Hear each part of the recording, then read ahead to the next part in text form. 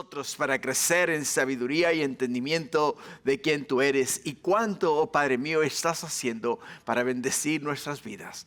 Henos aquí tus hijos, Padre. Ahora háblanos, mi Dios, y enséñanos. Te lo pido en el nombre precioso de Cristo Jesús. Y todos decimos amén, amén y amén.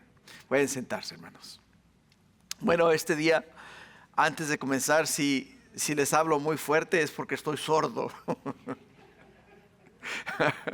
No, traigo una sordera arriba que ustedes ni se imaginan. No sé qué pasó el día de ayer. Me comencé a sentir como presión en los oídos. Y poco a poco ha ido aumentando. Así es de que los escucho, ¿verdad? Pero siento ese malestar en la cabeza. Así es de que si levanto la voz es porque creo que no me están escuchando y quizá tenga que hablar más fuerte, ¿no? Pero igual, sepan que los amo, ¿eh? No los estoy regañando. Simplemente es por la sordera que traigo arriba. Pero gloria a Dios, ¿no? Estamos nuevamente en la casa del Señor. Y hermanos, no hay lugar mejor que estar en la presencia de nuestro Dios. Y ese día vamos a abrir nuestras Biblias en el libro de Marcos, capítulo 4. Y vamos a darle continuidad a la enseñanza en este capítulo. Y vamos a enseñar este día de los versículos 35 al 41. Y les traigo un tema que el Señor me ha dado sacándolo directamente del contexto. Y el tema es: ¿quién calma las tormentas de tu vida? ¿Quién calma las tormentas de tu vida? Es el tema que vamos a mirar el día de hoy. Y a través de este libro de Marcos hemos aprendido que Marcos escribió su carta estando él en Roma. Y le escribió a los romanos, o sea, al pueblo gentil, ¿no? Escribió la carta al pueblo gentil. ¿Por qué? Porque en Roma, cuando la iglesia comenzó a ser perseguida por todas partes, la iglesia comenzó a dudar respecto a lo que el Hijo de Dios Jesús había prometido a la iglesia. Por el hecho de que Jesús nos dice en el libro de Mateo capítulo 28, cuando termina el capítulo y hablando a los discípulos, literalmente les dice a ellos: id y hacer discípulos de las naciones, bautizándolos en el nombre del Padre, del Hijo y del Espíritu Santo. Y les dice: he aquí, yo estoy con vosotros hasta el fin del mundo y vengo pronto, ¿no? Vengo pronto. Entonces, cuando ellos escuchan estas palabras, vengo pronto, para mí vengo pronto quiere decir 1 hora, 2 horas, 1 día, 2 días, 3 días, quizá 1 mes, quizá máximo 2, 3 años, ¿no? Y eso es más o menos la mentalidad que la iglesia en aquellos entonces tenía. Y Marcos, después de haber tomado una mala decisión de haber abandonado al apóstol Pablo y a Bernabé en el viaje misionero y regresar a la ciudad de Jerusalén, llega a la ciudad de Jerusalén y en la ciudad de Jerusalén se une a la iglesia. Y la iglesia estaba siendo pastoreada en esos momentos por el apóstol Pedro. Después el hermano de Jesús, Santiago, tomó las riendas de la iglesia en la ciudad de Jerusalén. Y Pedro tomó a Juan Marcos bajo sus alas, ¿no? Lo agarró como su ayudante, pongámoslo de esta manera.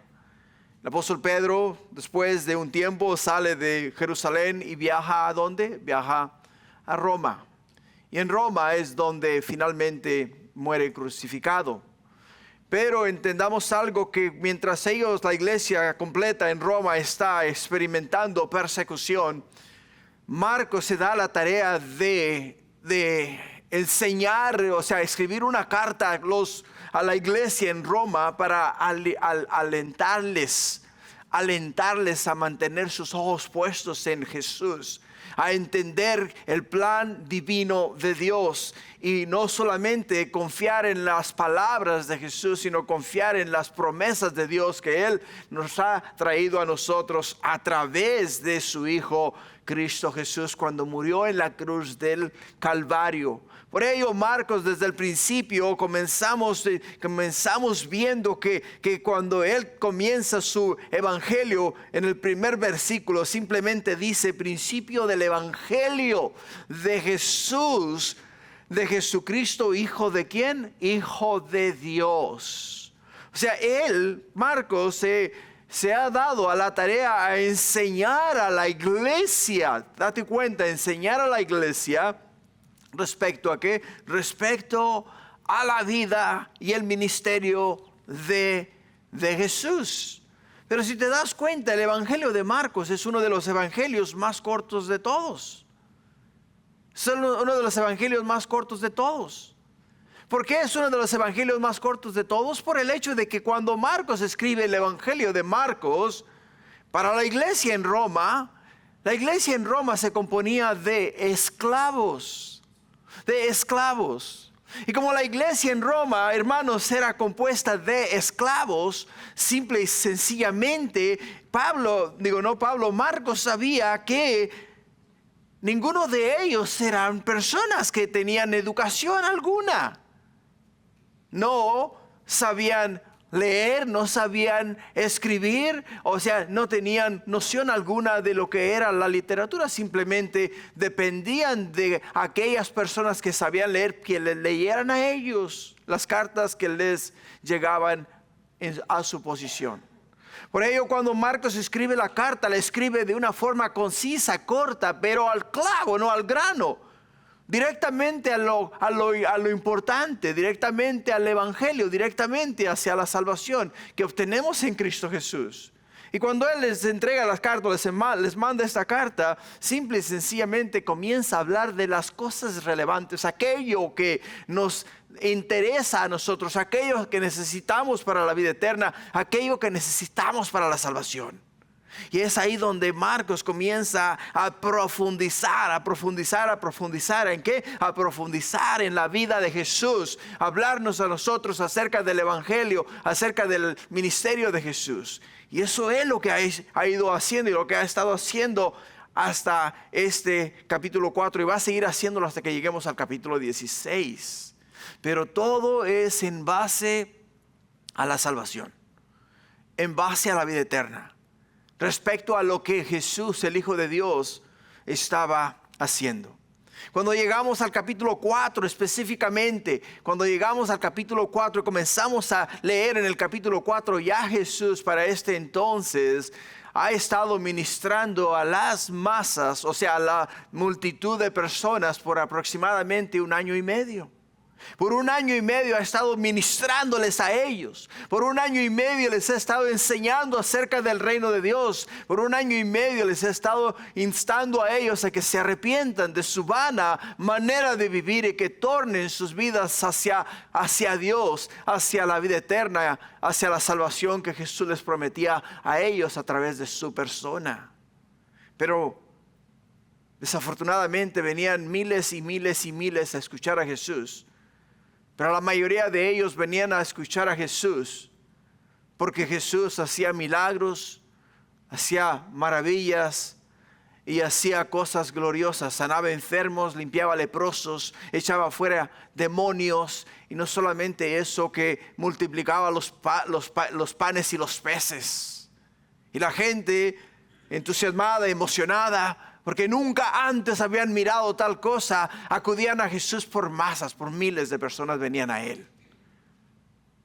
Y Jesús, en cada reunión que Él tenía, les hablaba del reino de Dios, les hablaba de la verdad, les hablaba del evangelio, les hablaba acerca de la vida eterna, les hablaba acerca de aquello por lo cual debemos de vivir nosotros en esta tierra.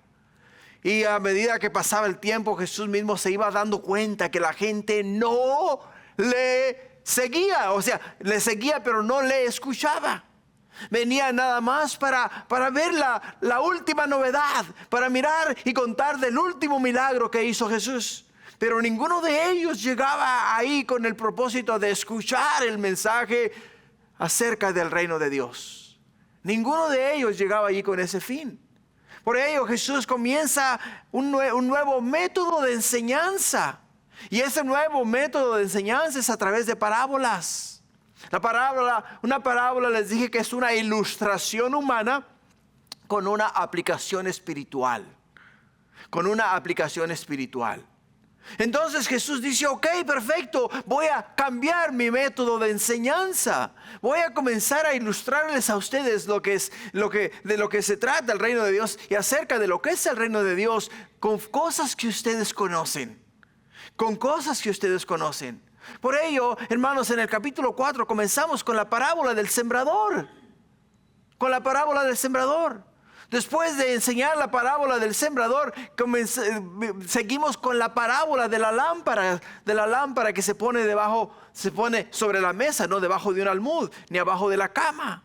Le seguimos con la parábola de la semilla. ¿Recuerdas? La parábola de la semilla, cuando dice, cuando el sembrador viene y planta la semilla, dice, el sembrador no sabe cuándo esa semilla va a brotar, el sembrador no sabe cuánto va a crecer, el sembrador no sabe si va a dar fruto o no va a dar fruto. ¿Te das cuenta? Y después dice, ¿a qué compararemos el reino de Dios? Y les da a ellos la ilustración, o sea, la parábola de la semilla de mostaza. De la semilla de mostaza. Y a medida que Jesús les va enseñando a ellos con el fin y el propósito, ¿de qué? De penetrar a través de sus mentes y sus corazones. Ahora lo interesante es lo siguiente. Dicen que todo buen maestro ilustra su enseñanza para que sus estudiantes puedan captar la enseñanza la cual él les está tratando de enseñar. Por ello podemos ver que acá Jesús, en esta porción de la escritura que hemos estado estudiando, iglesia, se ha dado a la tarea de enseñarles a ellos con cosas que ellos entienden, para que puedan entender. ¿Por qué, hermanos? Porque nuestra atención es muy limitada. ¿Sabías tú que de un mensaje el día de hoy, o del mensaje del día de hoy, tu retención va a ser un máximo de 20%? Un máximo, y eso es exagerando, ¿te das cuenta? Lo que quiere decir que de lo que yo te enseñe el día de hoy, solamente un 20% de lo que yo te enseñe te vas a llevar en tu corazón.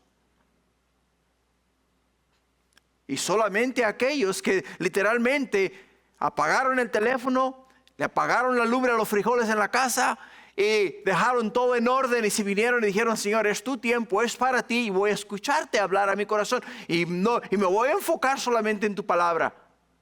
Los demás que no hicieron eso van a estar pensando, dejé la olla sobre la estufa y no le apagué la lumbre, dejé el horno prendido, le tenía que llamar a mi tía, o a lo mejor, es que se me olvidó que mañana tengo que ir a trabajar y tengo que presentarme a tal hora. O sea, tu mente va a estar divagando, y como estás divagando, no vas a escuchar el mensaje, no vas a escuchar la palabra.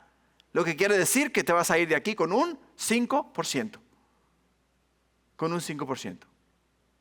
De un 100%. ¿Te das cuenta? O sea, es lo que podemos ver, y por ello es que Jesús cambia su método de enseñanza. Porque al cambiar su método de enseñanza y ilustrarte las cosas, quiere decir que al ilustrarte algo va a llamar tu atención. Y cuando llame la atención, vas a captar mejor porque te vas a concentrar. Si te das cuenta, en la mayoría de mis mensajes me hago el propósito de traerles imágenes. Porque cuando te traigo una imagen y miras la imagen y lees el pasaje, entonces relacionas una cosa con la otra. Porque ahora tienes una imagen de lo que estás leyendo.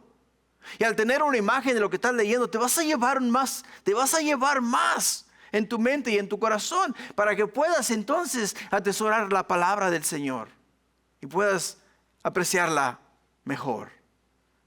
Así es de que, iglesia, No solamente miramos en la parábola la parábola del sembrador, sino también la de la lámpara, la semilla que crece y el grano de mostaza. Pero el día de hoy vamos a cambiar un poquito el curso.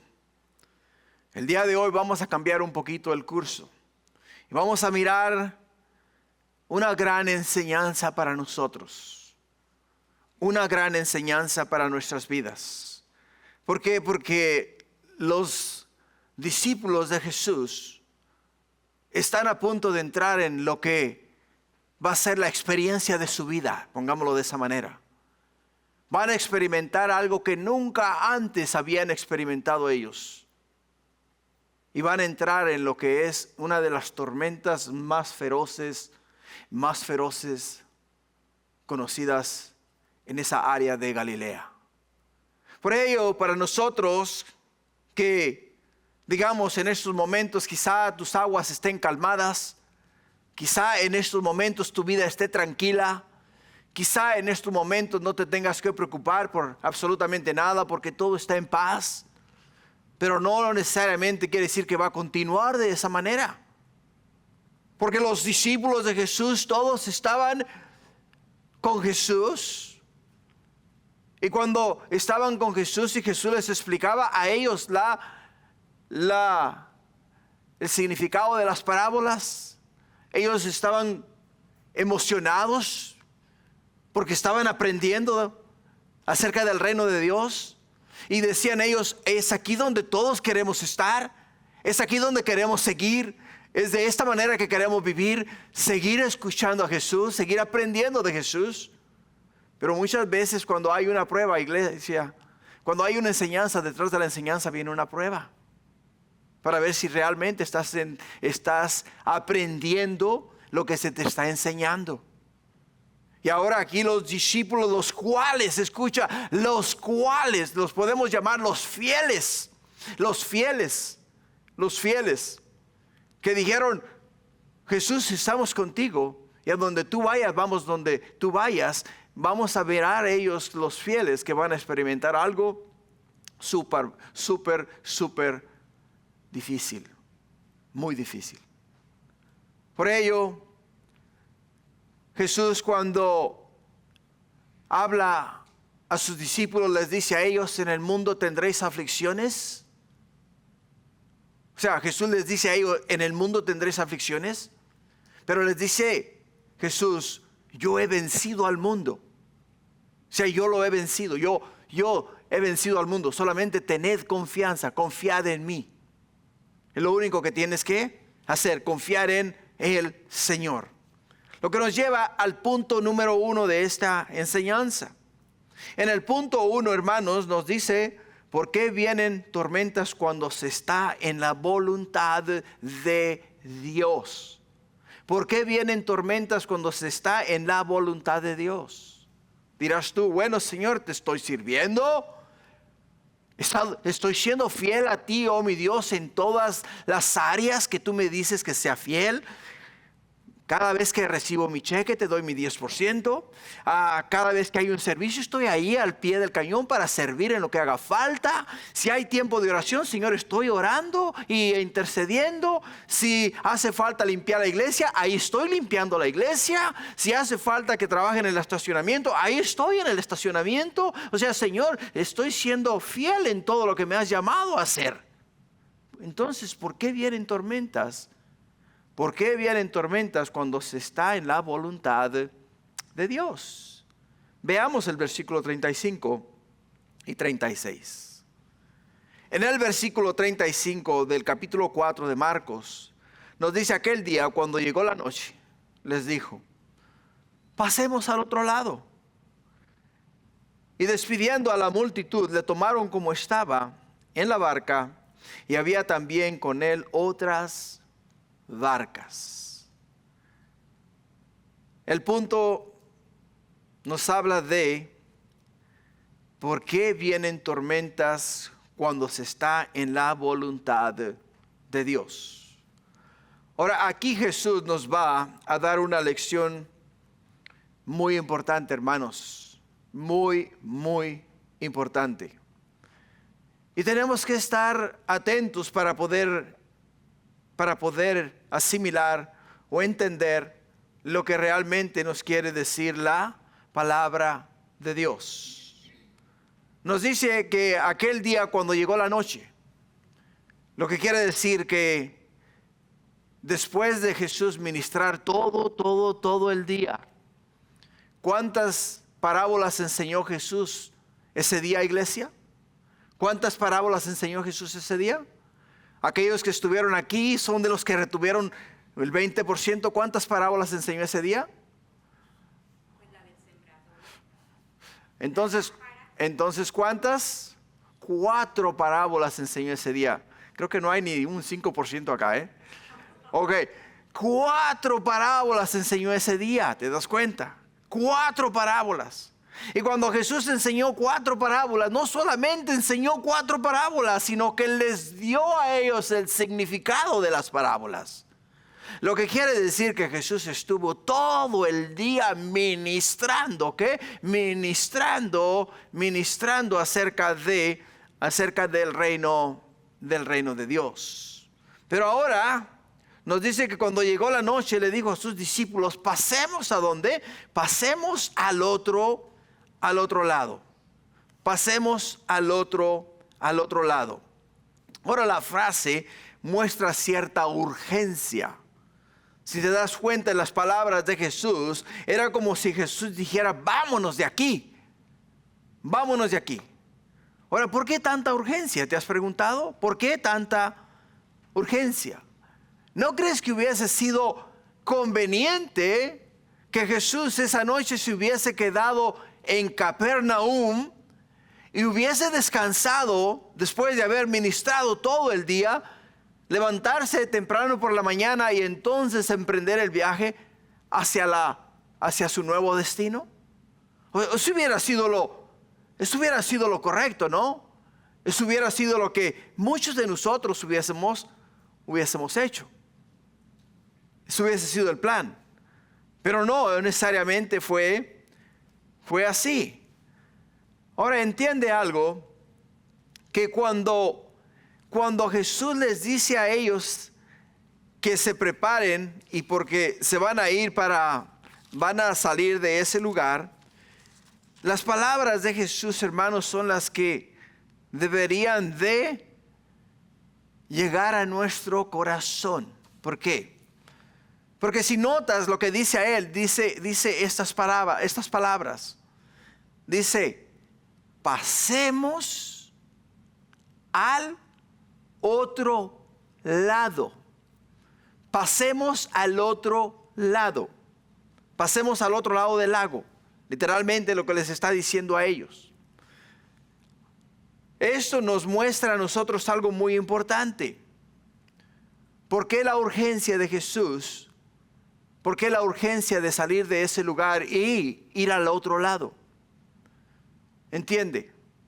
Cuando Jesús está en Capernaum y hay aproximadamente, sin exagerar, como 10,000 personas que han venido a buscar a Jesús, y está en Capernaum, ¿tú crees que Jesús va a poder descansar en la ciudad de Capernaum? ¿Tú crees que la gente no va a estar literalmente toda la noche tocando y buscando a Jesús para que Jesús les sane, para que Jesús les libere, para que Jesús les dé a ellos lo que ellos vienen a buscar de Jesús? Jesús había ministrado todo el santo día. Todo el día había estado ministrando. Jesús era, sí, es verdad, Dios, 100% Dios, pero también era 100% hombre. 100% hombre. Lo que quiere decir que se cansó. Lo que quiere decir que tenía hambre. Lo que quiere decir que también sentía frío, sentía calor. Todo lo que tú y yo, todas las pruebas por las cuales tú y yo pasamos, también las vivió, las experimentó y las sintió de igual manera. Por lo tanto, Jesús tenía que salir de aquel lugar para poder nuevamente, ¿qué? Para poder nuevamente reabastecer sus fuerzas, para recuperar sus fuerzas, buscar un lugar más tranquilo donde él pudiera ir a descansar. Lo vamos a mirar en unos momentos, como el momento en el cual él se sube a la barca, casi instantáneo, se queda dormido. dentro de la barca. Casi instantáneo. Se quedó dormido. Ahora, hermanos, algo importante, ¿no? Los discípulos acá en esta porción de la Escritura están haciendo la voluntad de Dios. ¿Te das cuenta? Están haciendo la voluntad de Dios. Porque Jesús les dijo a ellos, dice, pasemos al otro lado. O sea, ellos hicieron la voluntad de Jesús. Lo que quiere decir es que están en la voluntad de Dios. Están bajo el cuidado de Dios. Están bajo la protección de Dios. Porque Jesús les dijo a ellos estas palabras. Y les dice a ellos, pasemos al otro lado. O sea, lo que quiere decir es que Jesús los llevó ¿a dónde? Jesús los llevó al mar. O sea, Jesús les dijo a ellos, montémonos en la barca y naveguemos y crucemos al otro lado. Jesús fue el que les dio a ellos esas instrucciones. Esas instrucciones. Por ello es que muchas veces tú, cuando estás caminando en la voluntad de Dios sin que te des cuenta, de repente vas a experimentar una tormenta. Pero no porque estés fuera de la voluntad de Dios, sino porque estás en la voluntad de Dios. Muchas personas creen que seguir a Cristo significa ausencia absoluta de problemas en la vida. Y si tú un día si tú a alguien le has dicho que cuando acepte a Cristo se le van a acabar todos sus problemas, le mentiste. Le mentiste. ¿Por qué? Porque Jesús mismo, cuando él estaba siendo llevado a la cruz del Calvario, en el libro de Lucas nos dice que cuando iba por la Villa Dolorosa, y cuando cayó en tierra, ¿no? Y las mujeres se acercaron para ayudarlo y para limpiarle el rostro porque lo llevaba ensangrentado. ¿Qué le dice a las mujeres? Les dice a ellas, bienaventuradas las que no han podido tener hijos, ¿no? Dice, ¿por qué? Porque si esto hacen, dice él, si esto hacen con el árbol verde, o sea, con el tronco verde, o sea, con él, ¿qué no van a hacer con ustedes? ¿Te das cuenta? ¿Qué no van a hacer con ustedes? Dice Jesús, si a mí, siendo el Hijo de Dios, el creador de los cielos, la tierra y todo lo que en ellos hay, me tratan de esta manera, ¿qué no van a hacer con ustedes, que son simples hombres y mujeres?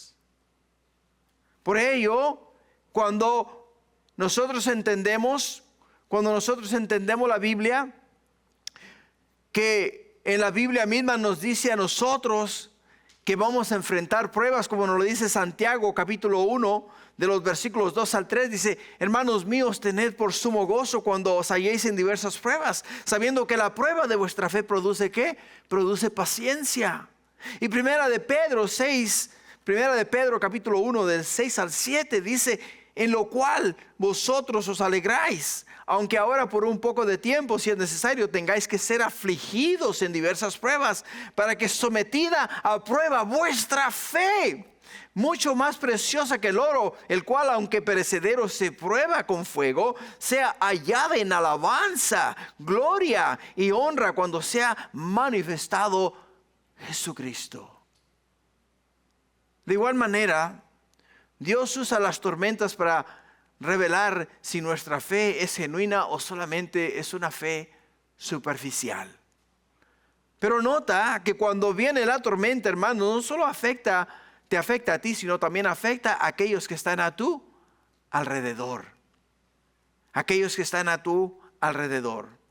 Porque nos dice la Escritura que despidiendo a la multitud, le tomaron como estaba en la barca, y había también con él otras barcas.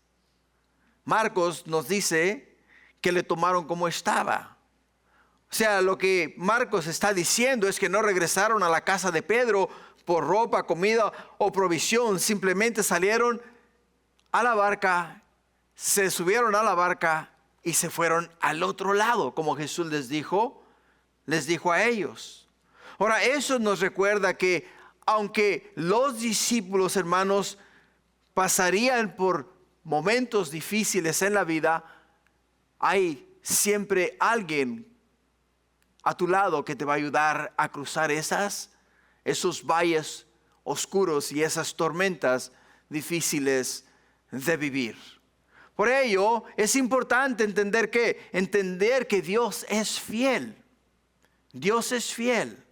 No solamente Dios es fiel, sino que permite que seamos probados, hermanos, seamos probados para poder entonces ver dónde estamos, en quién confiamos y dónde está puesta nuestra fe. ¿Dónde está puesta nuestra fe? Si en un dado caso en tu vida llegase a ver una situación difícil y en vez de correr a la cruz, en vez de correr a Dios, caer delante de su presencia y decir: Señor, mira la situación y la condición en la cual me encuentro, necesito que me ayudes. Si en vez de hacer eso sales corriendo a tu vecino o a tu hermano, a tu hermana, o a tu tío, a tu tía, y te olvidas de que Dios existe, entonces quiere decir que tus prioridades están viradas. Tenemos que buscar a Dios primeramente y su justicia. Y nos dice la Escritura que después todo viene por añadidura. Después todo viene por añadidura. Por ello, hermanos, es interesante entender eso, ¿no? Ahora, mirándolo desde el punto de vista y lo que está pasando es el hecho de que Jesús no solamente les dice a ellos: vamos al otro lado, sino que juntamente con Jesús venían aquellos que tenían deseos y se interesaban en seguir a Jesús para seguir aprendiendo de Jesús. Y aquellos que iban con Jesús, incluyendo a sus discípulos, todos a una iban a experimentar la tormenta de sus vidas. La tormenta de sus vidas. Traía un punto acá que iba a enseñar a ustedes, pero la verdad que lo voy a pasar por el hecho de que no lo quiero tocar, simplemente. Pero sí quiero decirte algo. Cuando estés pasando por una prueba o algo difícil en tu vida, no estás solo. Quiero que sepas que hay otros que están pasando exactamente por lo mismo que tú estás pasando. Quiero que sepas que hay otras personas que también literalmente están contigo y caminando en esas mismas aguas y van navegando por esa misma vía. Y a medida que se navega por esa vía, a medida que se va caminando por ese sendero, por ese camino estrecho que lleva a la vida eterna, te vas a dar cuenta que Dios siempre ha prometido estar con nosotros. Siempre ha prometido estar con nosotros. Lo que nos lleva al segundo punto. El segundo punto que vamos a mirar, hermanos, es: las tormentas revelan la debilidad del corazón humano. Las tormentas revelan la debilidad del corazón humano. Y lo encontramos de los versículos 37 al 38. Y nos dice que se levantó una gran tempestad de viento y echaba las olas en la barca de tal manera que ya se anegaba. Y él estaba en la popa, durmiendo sobre un cabezal. Y le despertaron y le dijeron: Maestro, ¿no tienes cuidado de que perecemos? ¿No tienes cuidado de que perecemos? Los discípulos, hermanos, como puedes ver acá, eran pescadores experimentados. Eran pescadores que habían pescado en ese lago por muchos años, la mayoría de ellos toda su vida. Y en ese lugar se levantaban muchas tormentas. ¿Te das cuenta? O sea, ellos sabían, no solamente sabían, sino que simplemente por el viento que soplaba y por la temperatura que había, digamos, en el área, ellos sabían si esa tarde o esa noche o por el día se iba a levantar una tormenta. Ellos conocían los tiempos. Ellos sabían lo que iba a pasar. Pero si te das cuenta, y como leemos en el pasaje que acabamos de leer, nosotros podemos ver que cuando Jesús les dijo a ellos, pasemos al otro lado, podemos ver que en el mar había ¿qué? Gran bonanza.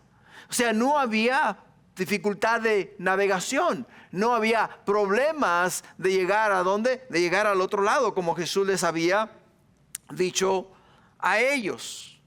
Ahora, en el libro de Lucas nos dice que la tormenta vino ¿de qué? Vino de repente. La tormenta vino de repente. Ahora, el lago de Galilea tiene 13 millas de largo y en su medida más larga, 8 millas de ancho. ¿Te das cuenta? Les voy a hacer una sugerencia, que por cierto Miguel me la propuso. Dice que las imágenes muchas veces la letra es muy pequeña. Eso nos afecta a los que tenemos problemas de vista. Y los que tenemos problemas de vista, si nos sentamos aquí al frente como las hermanas están acá, no van a tener problema leyendo nada de lo que está proyectado en las pantallas.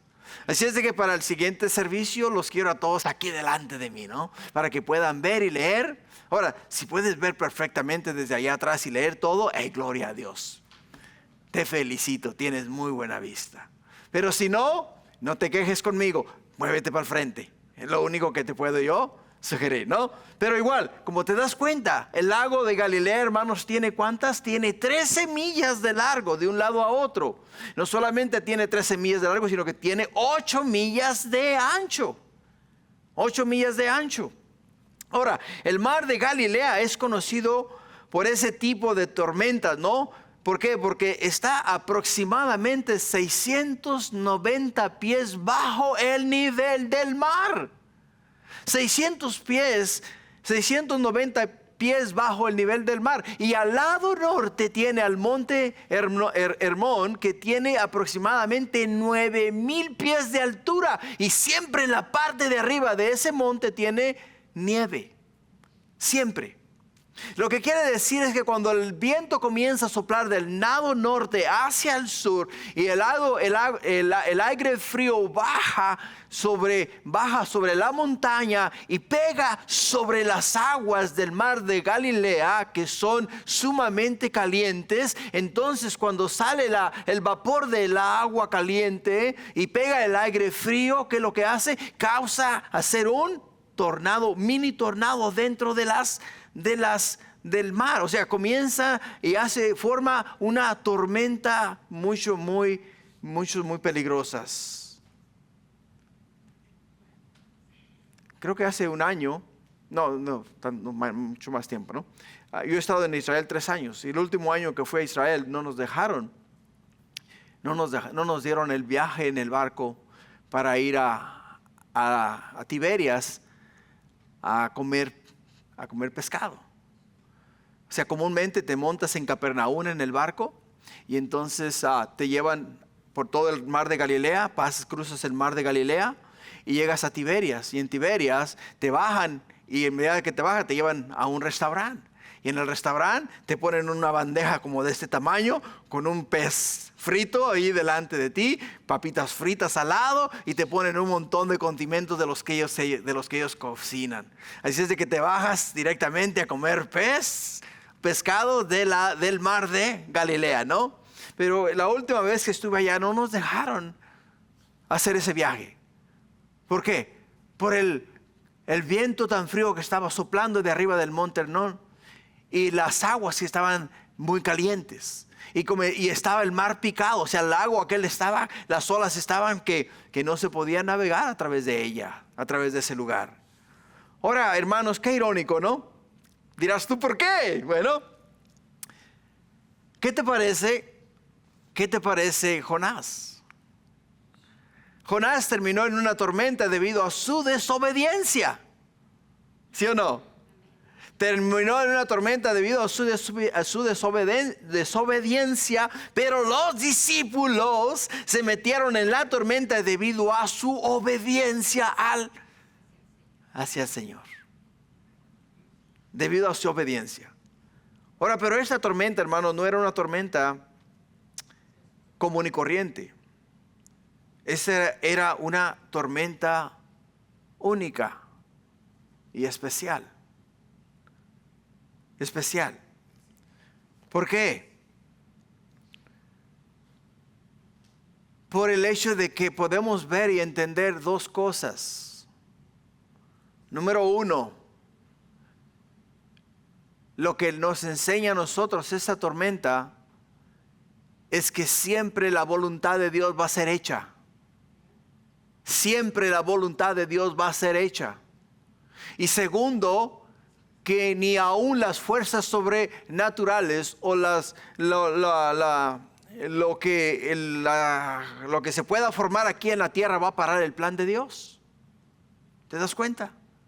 Nada va a parar el plan de Dios. Nada, en lo absoluto.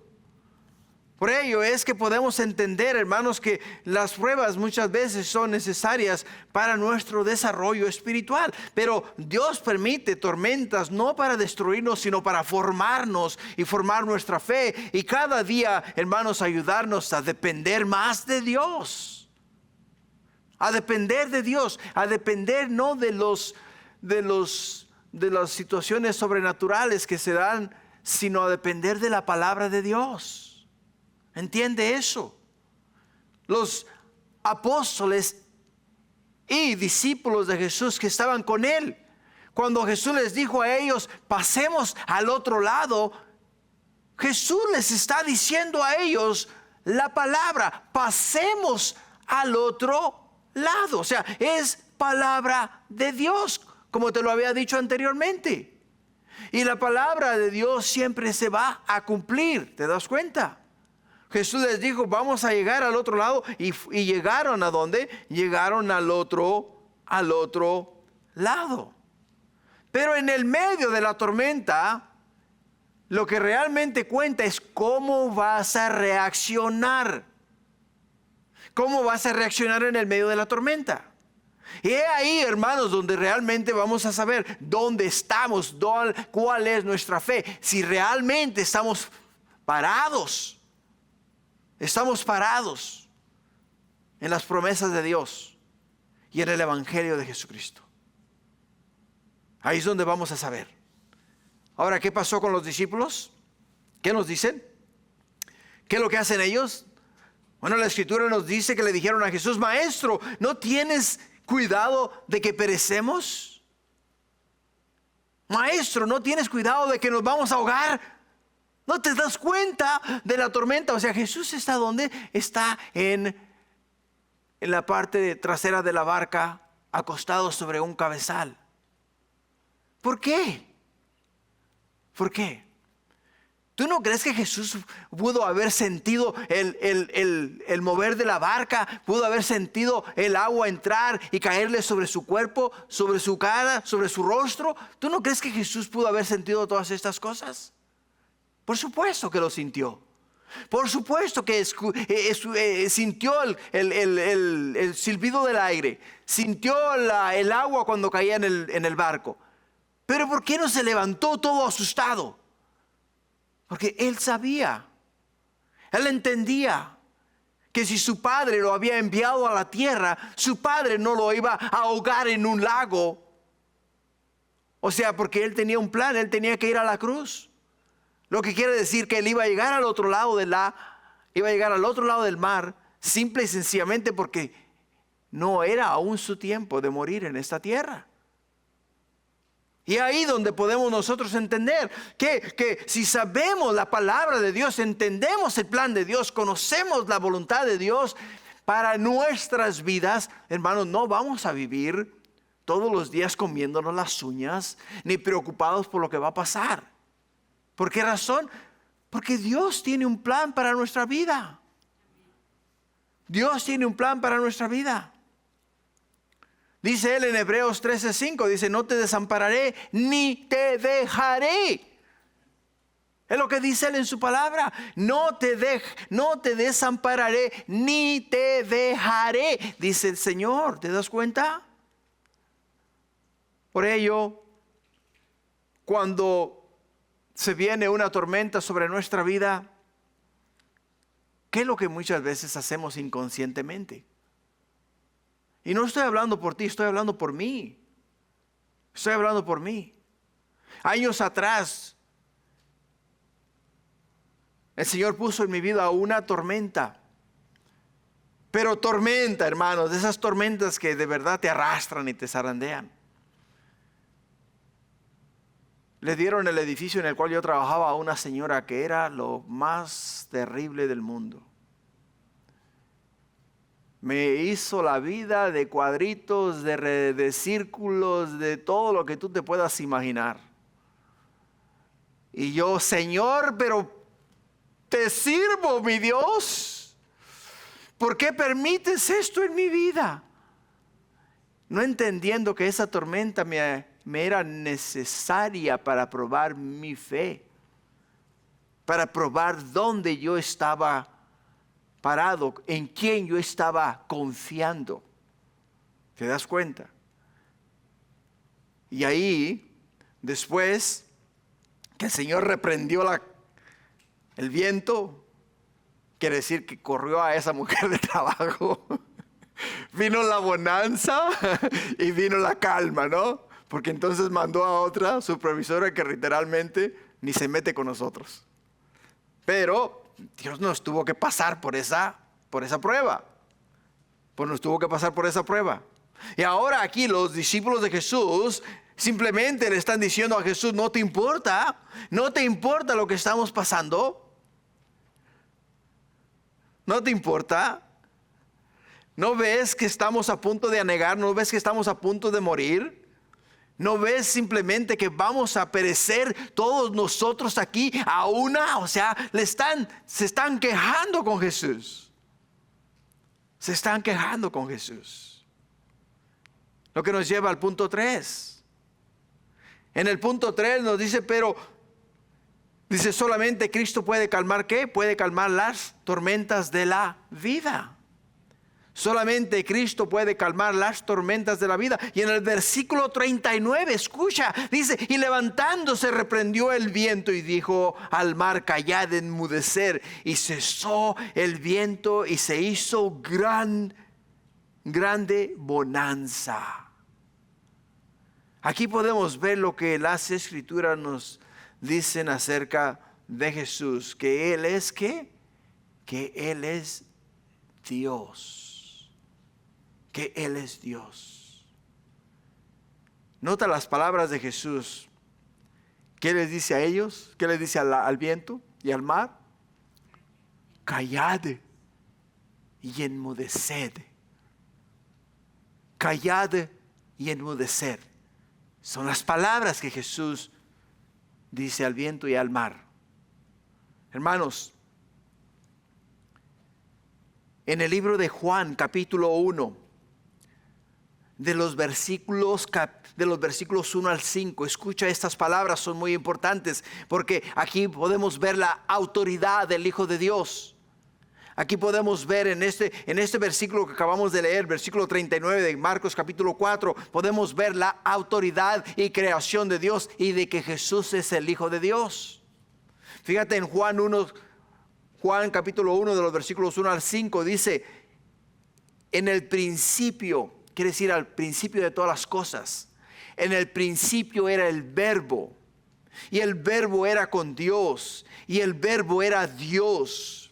Este era en el principio con Dios. Y todas las cosas por Él, ¿qué? Fueron hechas. Y sin Él nada de lo que ha sido hecho fue hecho. En Él estaba la vida. Y la vida era la luz de los hombres. Y la luz en las tinieblas resplandece y las tinieblas no prevalecieron contra ella.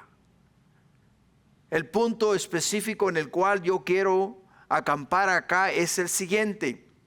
Dice, todas las cosas por Él fueron hechas. Todas las cosas por Jesús fueron hechas. Ahora, cuando Jesús dice al mar y al viento, callad y enmudeced, Jesús está usando las palabras, su palabra. ¿Te das cuenta? para hacer algo sobrenatural, algo que no es posible para el hombre hacer, que solamente Dios puede hacer. Lo que nos lleva al libro de Génesis, capítulo 1. Vamos a tener un poco de lectura aquí, pero amárrense los cinturones, ¿no? Nos dice en Génesis 1, del 1 al 27, dice: en el principio creó Dios los cielos y la tierra estaba desordenada y vacía, y las tinieblas estaban sobre la faz del abismo, y el Espíritu de Dios se movía sobre la faz de las aguas. Y aquí viene la primera porción donde Dios habla y crea y hace las cosas, ¿no? Y dice en el versículo 3, y dijo Dios, ¿escuchas? Y dijo Dios, sea la luz. Y fue la luz, y vio Dios que la luz era buena, y separó Dios la luz de las tinieblas, y llamó Dios a la luz día, y a las tinieblas llamó noche. Y fue la tarde y la mañana un día. Versículo 6. Luego dijo Dios, nuevamente habló las palabras. Dijo Dios, haya expansión en medio de las aguas, y sepárense las aguas de las aguas. E hizo Dios la expansión, y separó las aguas que estaban debajo de la expansión y de las aguas que estaban sobre la expansión. Y fue así. Llamó Dios la expansión cielo, y fue la tarde y la mañana el día segundo.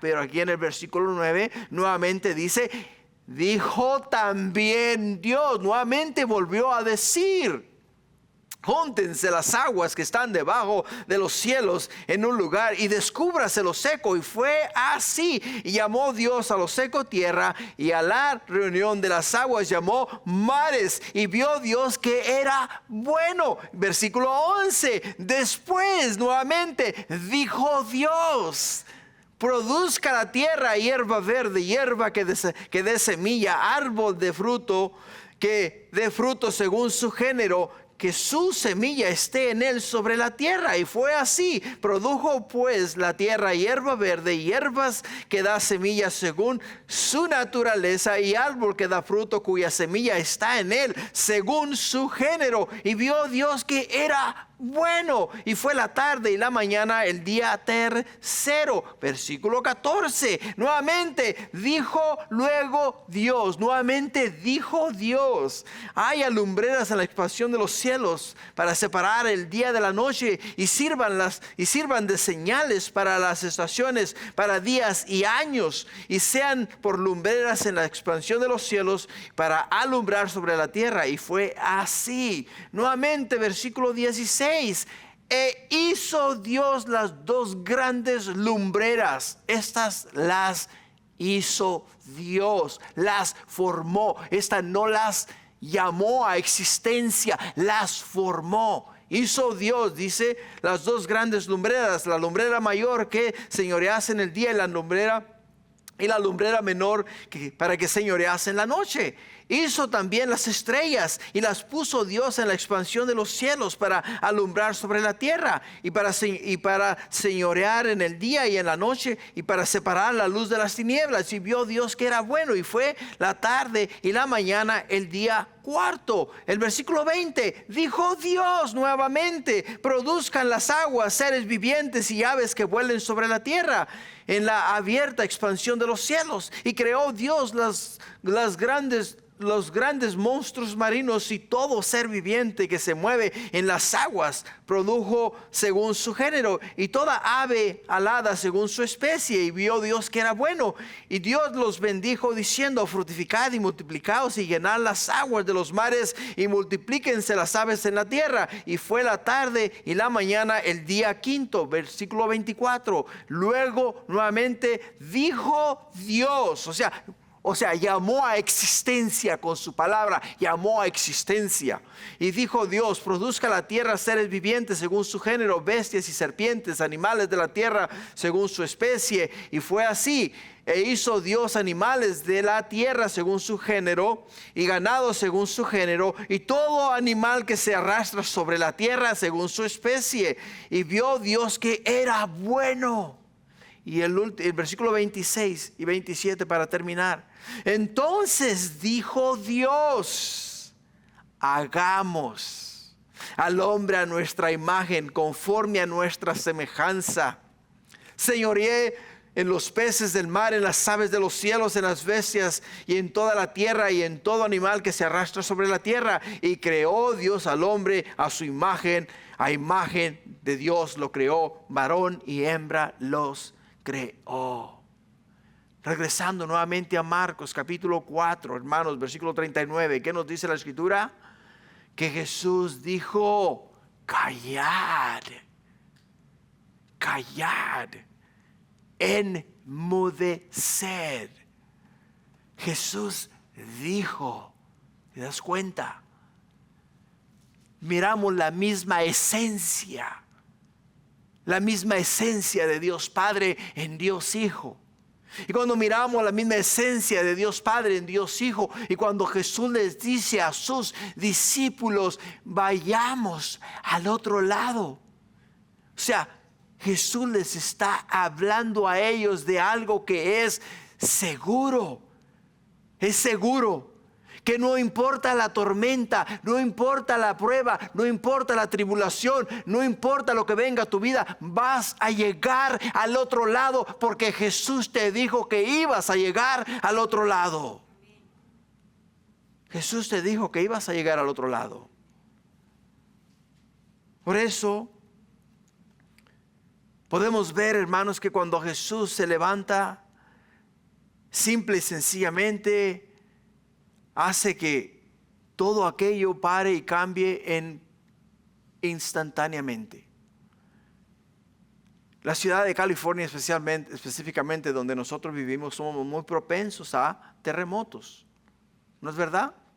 Aquellos que tienen piscinas saben que cuando un terremoto comienza a menear la tierra, el meneo de la tierra comienza a mover el agua en la piscina. ¿Te das cuenta? El agua se comienza a menear de un lado a otro y eventualmente hasta se sale de la piscina. Cuando deja de temblar, el agua no automáticamente se apacigua, o sea, no automáticamente se serena. O sea, el agua automáticamente comienza, o sea, sigue para atrás, para adelante, hasta que termina. Pasan 5, quizá 10 minutos y entonces llega a su total calma, ¿no? Pero la escritura, la palabra de Dios nos dice acá que cuando Jesús dijo al mar y al viento: callar y enmudecer, hubo gran bonanza instantáneamente. Instantáneamente. Paró todo aquello enseguida, así, de un momento a otro.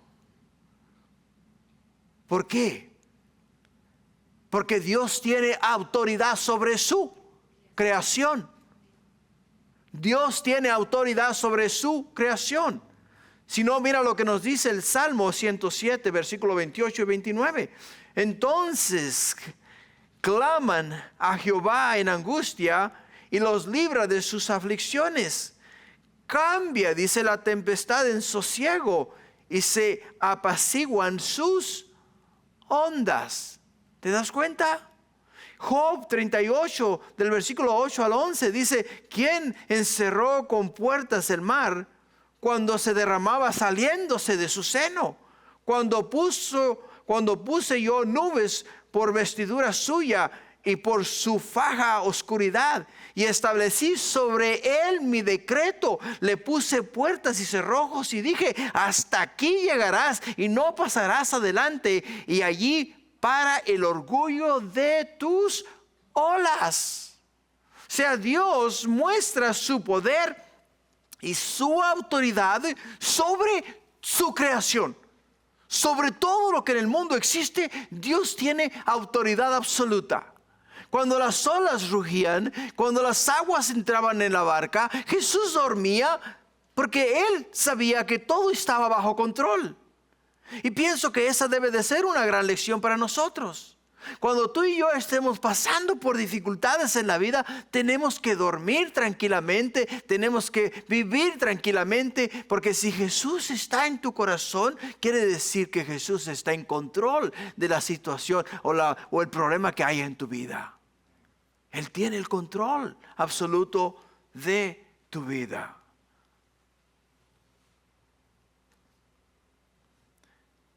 ¿Por qué, hermanos? Porque muchos hombres intentan calmar sus tormentas. Algunos con dinero, otros con placeres, unos con religión, otros con drogas, otros con entretenimiento y otros con éxitos personales. Pero hay tormentas del alma que solo Cristo puede calmar. Solo Cristo puede calmar. Un medicamento puede calmar el dolor físico, pero no puede dar paz al alma. ¿Entiende eso? Un medicamento puede cambiar el dolor físico, pero no puede dar paz al alma. Solo Cristo puede traer descanso verdadero en el corazón de sus hijos. Solamente Él. Lo que nos lleva al cuarto punto. En el cuarto punto dice, la mayor tormenta es la separación de Dios. Y les dijo, ¿por qué estáis así amedrentados? ¿Cómo? ¿No tenéis fe? ¿No tenéis fe? Qué manera de confrontarles a ellos, ¿no? Jesús simplemente les dice a ellos, ¿acaso no os dije yo a vosotros que íbamos a ir al otro lado del mar? Y si os dije que íbamos a ir al otro lado del mar, ¿por qué no confiasteis en mis palabras? ¿Por qué no confiasteis en lo que yo os dije a ustedes? Y ahí, aquí está la prueba, ¿no? ¿Qué les dice a ellos? ¿Cómo? ¿No tenéis fe? O sea, en otras palabras, ¿no me crees? ¿No crees a lo que yo os digo? ¿No crees? Y ahí, hermanos, pienso que hay una gran lección para todos nosotros. Una gran lección para todos nosotros. ¿Por qué? Porque Jesús confronta la raíz del problema. El problema no era que se estaban ahogando. El problema no era que las aguas estaban entrando en la barca. El problema no era que se iban a morir. El problema era que no tenían fe. No tenían fe. Y sin fe, hermanos, es imposible agradar a Dios. ¿Te das cuenta? La fe es la certeza de lo que se espera. Es la convicción de lo que no se ve. Es lo que nos dice Hebreos capítulo 11, versículo 1. Que la fe es la certeza de lo que se espera. Jesús les dijo a ellos, vamos a llegar al otro lado. O sea, la certeza es que iban a llegar al otro lado. La convicción de lo que no se ve, no lo miraban porque estaba oscuro, porque las olas daban sobre la barca, porque el viento soplaba violentamente, pero Jesús les había dicho a ellos que iban a llegar al otro lado. Y si en tu vida se levanta una tormenta de igual magnitud, y Jesús te ha dicho que está contigo todos los días hasta el fin del mundo, simple y sencillamente tienes que confiar en que Jesús está contigo. Porque Él lo ha prometido, Él lo ha dicho de esa manera. Y por ello es que tenemos que confiar en el Hijo de Dios. Por ello, al Jesús enfrentar el problema que es importante, hermanos, el problema era la falta de fe. Y la falta de fe es la que nos va a hacer a nosotros gritar, quejarnos y ofender, o decir, o cuestionar, o decir que Dios no está con nosotros, que nos ha abandonado, que nos ha dejado solos, que dónde estás, si estuvieras conmigo, nada de esto hubiera pasado, si hubiese sido esto y lo otro, ¿no? Cuando entendamos eso y aprendamos a confiar en Dios, nos vamos a callar la boca y vamos a confiar en que Él nos va a ayudar a salir del problema. Él nos va a ayudar a seguir adelante. Por ello, toda persona sin Cristo, hermanos, va a renegar. ¿Por qué? Porque el pecado ha separado al hombre de Dios. El pecado en el corazón humano, hermano, nos deja un vacío, nos hace sentir culpables, nos hace sentir ansiosos y nos hace sentir sin una verdadera paz. Por ello, Romanos 3:23 dice, por cuanto todos pecaron, están destituidos de la gloria de Dios. Isaías 59:2 dice, pero vuestras iniquidades han hecho división entre vosotros y vuestro Dios, y vuestros pecados han hecho ocultar vuestro de vosotros su rostro para no oír. Y Juan 14:27 dice: la paz os dejo, mi paz os doy. Yo no os la doy como el mundo la da. No se turbe vuestro corazón, ni tengan miedo. Ni tengan miedo. Lo que nos lleva al último versículo, que es el versículo 41.5. Cristo es el Señor sobre toda tormenta. Cristo es Señor sobre toda tormenta. Entonces temieron con gran temor, y dice, y se decían el uno al otro: ¿quién es este? Que aún el viento y el mar le obedecen. ¿Quién es este?, dicen ellos. Y esa es una gran pregunta. ¿Quién es Jesús? ¿Te has preguntado? ¿Quién es Jesús? Él no es solamente un maestro, no es solamente un profeta, no es solamente un hombre bueno. Escucha, Cristo Jesús es el Hijo de Dios, tiene autoridad sobre todas las cosas. Cristo Jesús es el creador de todo lo que en el mundo existe. Cristo Jesús es nuestro Salvador. Cristo Jesús es el Señor soberano de toda la creación, de todo, absolutamente de todo. Por ello, Juan 1, del 1 al 13 dice: en el principio era el verbo, y el verbo era con Dios, y el verbo era Dios. Este era en el principio con Dios. Todas las cosas por Él fueron hechas, y sin Él nada de lo que ha sido hecho fue hecho. Colosenses capítulo 1, de los versículos 16 al 17 dice: porque en Él fueron creadas todas las cosas, las que hay en los cielos, las que hay en la tierra, visibles e invisibles, sean tronos, sean dominios, sean principados, sean potestades. Todo fue creado por medio de Él y para Él. Y Él es antes de todas las cosas, y todas las cosas en Él subsisten. Todas, absolutamente todas. Para concluir,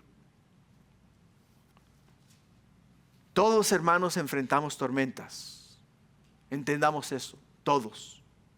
Algunas serán físicas, otras van a ser emocionales, otras van a ser familiares, algunas van a ser económicas o tu economía, y otras van a ser espirituales.